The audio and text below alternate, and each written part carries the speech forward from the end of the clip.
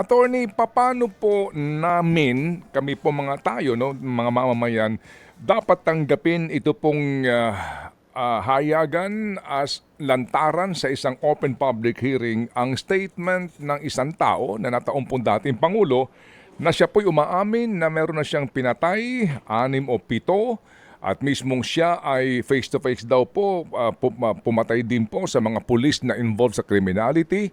At ganun pong usapin po ng pag-ako mismo ng krimen. Ang tawag po namin dyan sa legal community ay extrajudicial admission at yan ay maaaring tanggapin ng korte dahil galing mismo yan sa isang partido sa isang kaso. Yung mga sinabi ni dating Pangulong Duterte kahapon sa Quadcom at pati sa Senado noong isang linggo ay under oath po yan, Ted. Kaya matibay na ebidensya yan laban sa kanya. Opo, kapag hubang ganyan, attorney, na isang tao na umaamin na meron siya napatay, no? Bagamat hindi po na specific kahapon kung kailan ba ito, saan bang lugar at sino-sino itong mga ito, ano po ang dapat na gawin dito ng gobyerno?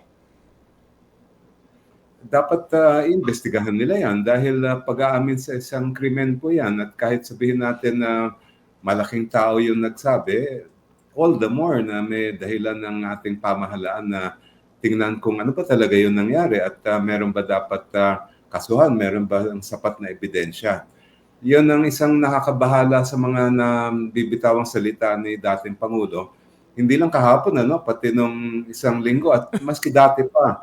Meron siya mga sinasabi na talagang parang nakaka-surprise na mismo galing sa isang former president ay involved siya sa mga krimen. Ang tungkulin ng ating gobyerno ngayon ay suriin yan at tingnan kung may ebidensya. Kung meron ay magsampa ng kaso. Yun nga po, tignan kung may ebidensya at kaukulang pong pagsasampa ng kaso. Sa ating pong bansa, attorney, kagaya po na napag-usapan nyo din po kahapon doon sa hearing nga, di ba? Naklaro ho naman sa ating pong bansa ay may due process, no?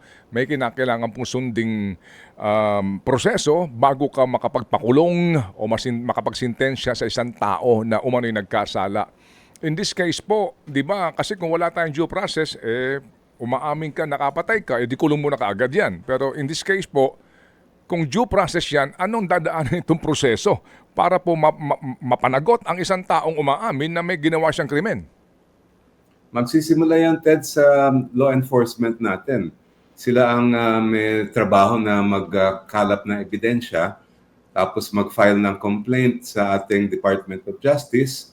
Kung sa tingin ng DOJ ay sapat ang ebidensya, isasalang na dapat o isasampa na yung kaso sa court. Pero yun yung isang nakakalungkot at nakakabahala rin na kung titingnan natin yung sinasabi ni dating Pangulo, ay mukhang hindi niya binigyan ng due process yung mga sinasabi niyang pinatay niya. Pero alam naman natin sa ilalim ng batas na dapat lahat ay dadaan sa tamang proseso.